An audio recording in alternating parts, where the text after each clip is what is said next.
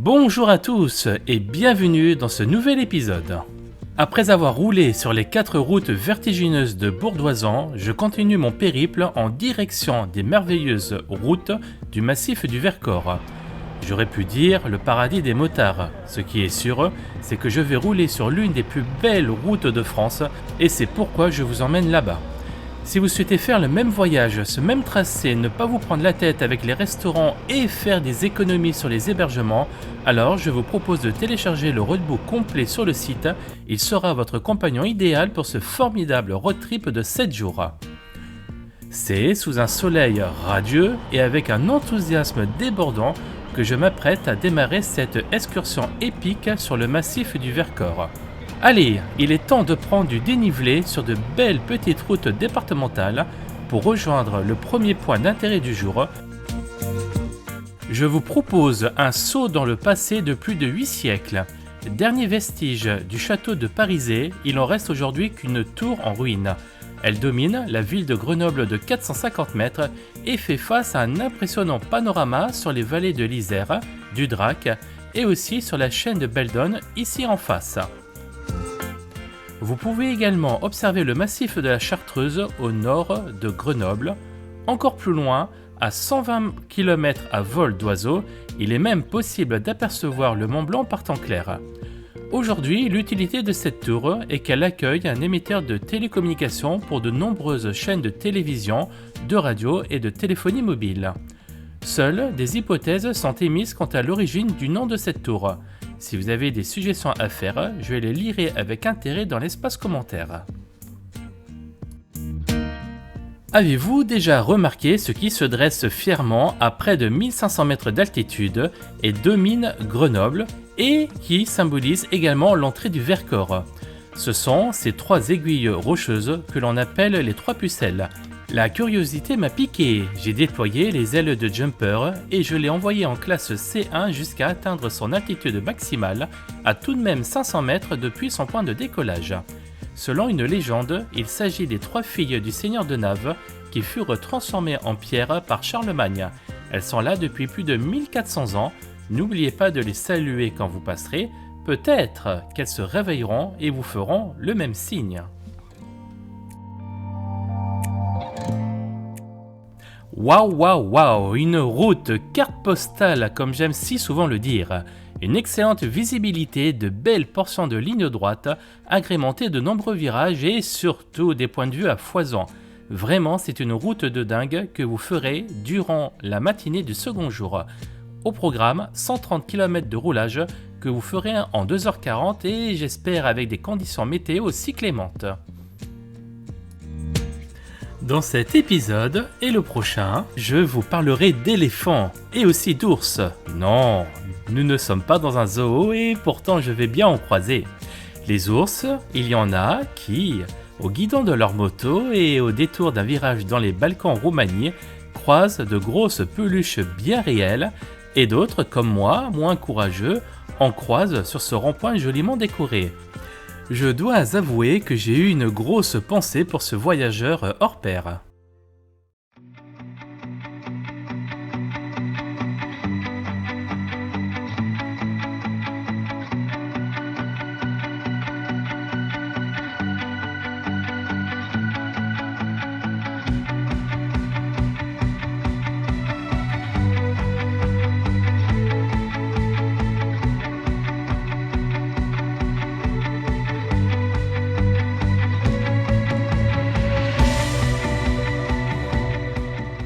Ça y est, me voici rendu dans les magnifiques gorges de la Bourne, dans le parc naturel régional du Vercors.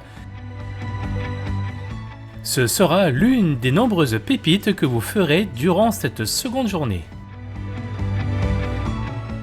Itinéraire grandiose et vertigineux, classé 3 étoiles au guide Michelin, la route des gorges de la Bourne est la plus longue des voies typiques du Vercors.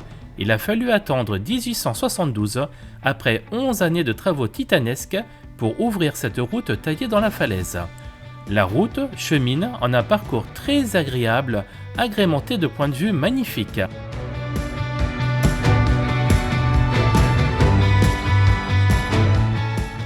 Dans ce canyon coule la rivière Bourne qui effectue un parcours long de 43 km et traverse 15 communes. L'une des curiosités remarquables du secteur, c'est la grotte de Chorence qui offre un spectacle féerique, stalagmites, stalactites et lac émeraude.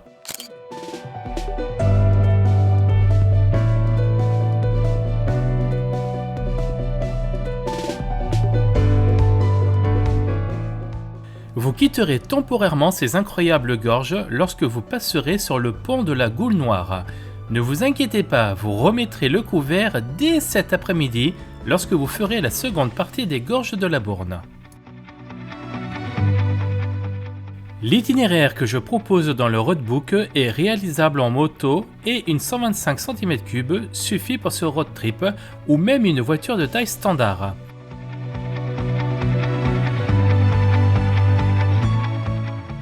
Le tracé est prévu de telle manière que vous puissiez rouler à un rythme confortable afin de privilégier les nombreux arrêts dans le but de faire crépiter votre appareil photo et aussi d'arriver au restaurant à une heure décente. Ce serait dommage d'arriver après la fin du service. Ce roadbook vous permet de partir sans aucun travail de recherche et d'être certain de ne pas manquer les immanquables routes du secteur. Tenez, par exemple ici, il faut prendre à gauche ou à droite. Eh bien, avec ce roadbook, vous n'aurez pas à vous poser cette question, le tracé fourni passe par les plus belles routes du secteur.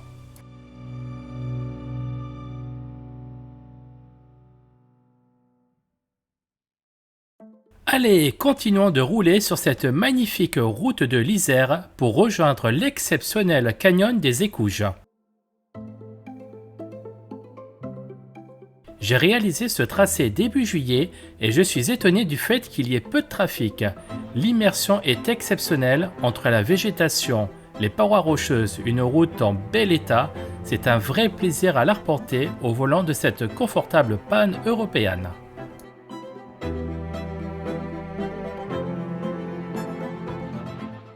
D'un point de vue historique, il est intéressant de savoir que le projet de creusement de cette route sera à l'ordre du jour pendant le 19e siècle pour favoriser l'exploitation forestière des Coulmes et des Écouges, afin de satisfaire les besoins en bois de la fonderie de canons de Saint-Gervais.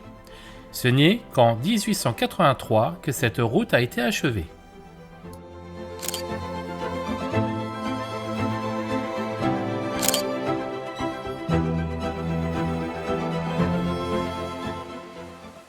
Ah, quelle est belle cette route à arpenter!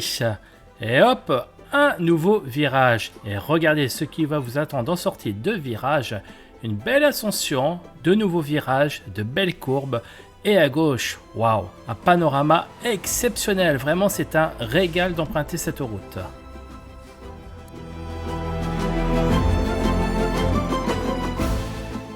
Perché sur la partie nord du massif du Vercors, le canyon des Écouges est le résultat de plusieurs millénaires d'érosion chimique et mécanique. Le canyoning est une activité sportive très appréciée et ce canyon est connu de l'Europe pour sa beauté et sa diversité. Accessible dès l'âge de 10 ans, différents parcours sont proposés avec plusieurs niveaux de difficulté. Si vous êtes attentif, vous aurez remarqué que la voie se rétrécit. C'est signe que vous êtes sur le point d'arriver à la combe des Écouges. Et un nouveau conseil, arrêtez-vous juste avant de prendre le tunnel. La vue sur la vallée de l'Isère est juste fantastique. Et pour être sûr que vous n'oubliez pas ce conseil, vous le retrouverez sur le roadbook prêt à partir.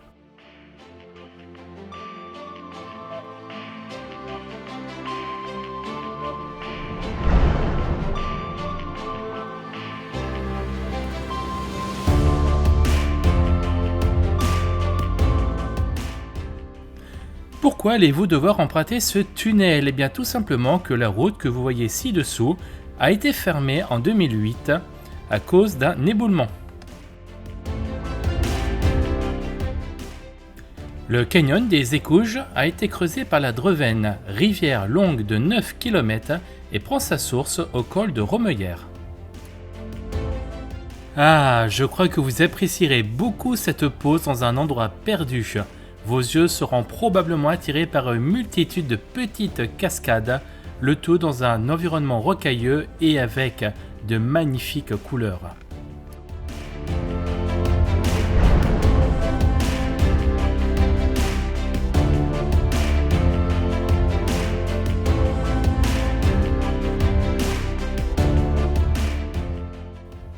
Allez, il est temps d'emprunter ce tunnel. Eh bien non, pas encore, vous allez devoir patienter un tout petit peu. Je fais demi-tour pour continuer à en prendre plein la vue et également pour ramener quelques vidéos supplémentaires.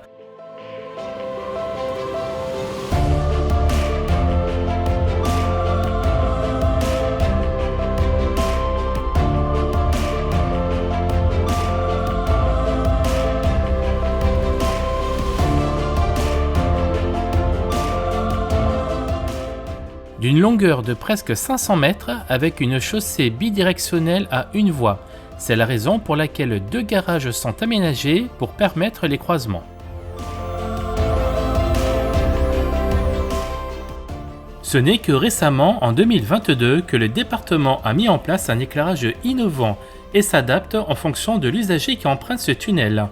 L'ensemble est géré par des caméras thermiques et capteurs infrarouges.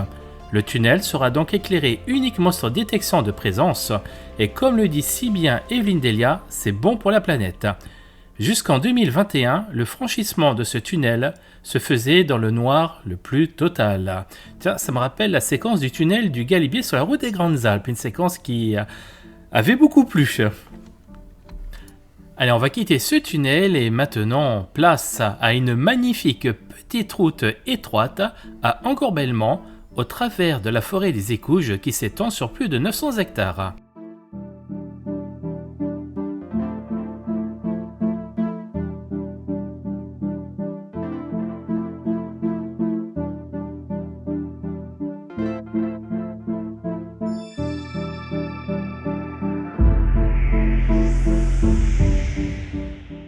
Vous ferez probablement une pause un peu plus en bas, d'ailleurs je vous invite à vous y arrêter pour contempler la cascade des Écouges qui est haute de 65 mètres et se fractionne à 35 puis à 30 mètres.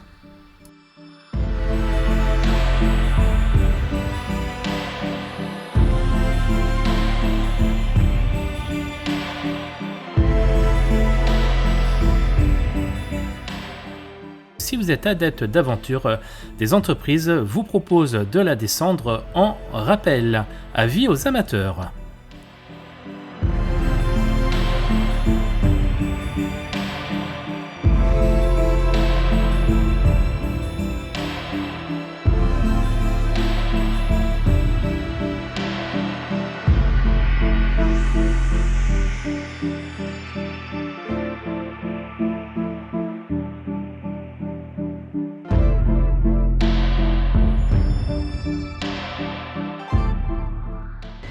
Allez, il est temps de se remettre en selle et au vu de la dernière pépite de cette matinée, vous allez, j'en suis sûr, être pressé de partir à sa découverte.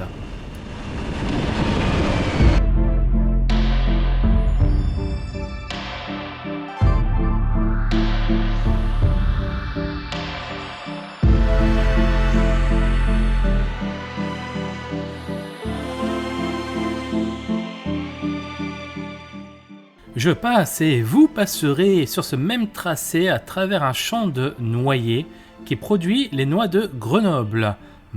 Cette odeur si particulière, ça devrait vous ouvrir l'appétit, d'ailleurs c'est bientôt l'heure de la pause déjeuner.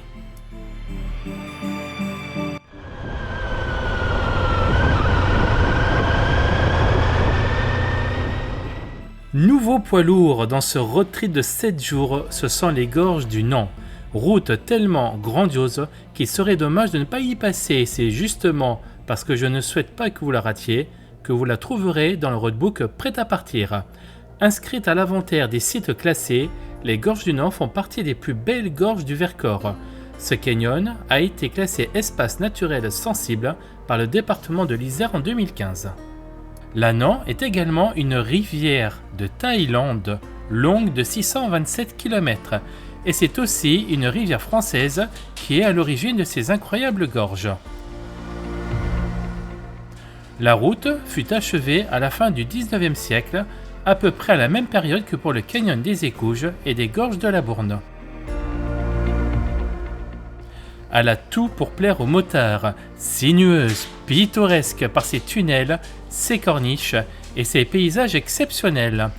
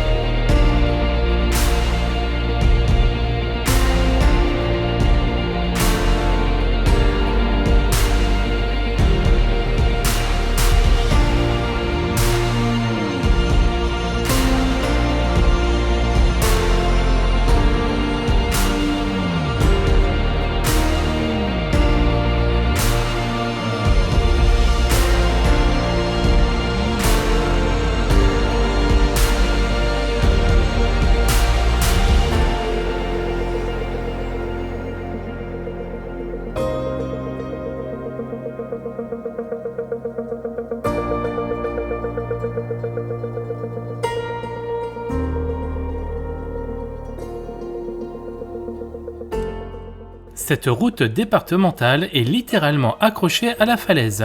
La partie la plus spectaculaire fait seulement 1 km, aussi n'hésitez pas à faire demi-tour pour la réaliser dans l'autre sens. Les points de vue sont absolument fantastiques de ce côté. Au fond, vous pouvez apercevoir la ville de Cognat-les-Gorges.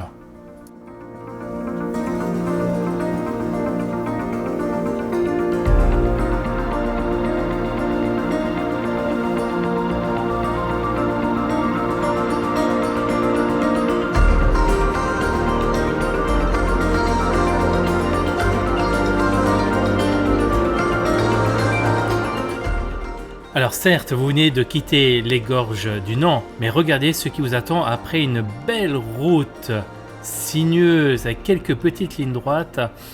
Ouais, vraiment, je pense que cette route va vous plaire.